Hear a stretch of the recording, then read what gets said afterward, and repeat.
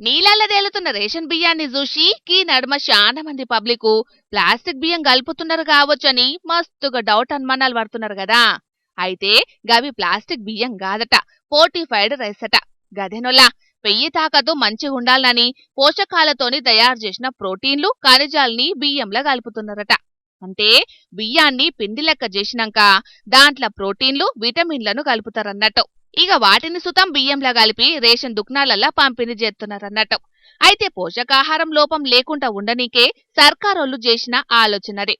అయితే ఈ నడుమ రేషన్ బియ్యంలా కొన్ని బియ్యం తేలే వరకు గవేవో కల్తీ కావచ్చునని పబ్లిక్ అందరూ మస్తుగా అనుమానాలు పడుకుంటా రేషన్ బియ్యం తింటలేరట.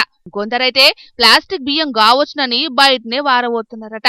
అయితే పెయ్యికి కావలసిన విటమిన్లన్నీ గీ బియ్యంలుంటాయి. గివేవో ప్లాస్టిక్ బియ్యం అనుకొని ఎవ్వలు పారవోయొద్దని ఆఫీసర్లు అంటున్నారు. అనుమానం పెనుభూతమన్నట్టు. అయిందాన్ని కానిదాన్ని భూతంలో పెట్టి చూసినట్లు చెయ్యకుండ్రి. సర్కారోళ్లు వంచి పెడుతున్న రేషన్ బియ్యంలా ఎసొంటి కల్తీలు లేవని చెప్పుకొచ్చిండ్రు ఆఫీసర్లు. ఇన్నర్ గదా పబ్లిక్. సోషల్ మీడియాలో వైరల్ అవుతున్న ముచ్చట్లు పట్టుకొని ఉత్తిపుణానికి రేషన్ బియ్యాన్ని దండగా చెయ్యకుండ్రి. మంచిగా వండుకొని తినుండ్రి. పోషకాహార లోపం లేకుండా చూసుకోండ్రి. ఏమంటున్నాం?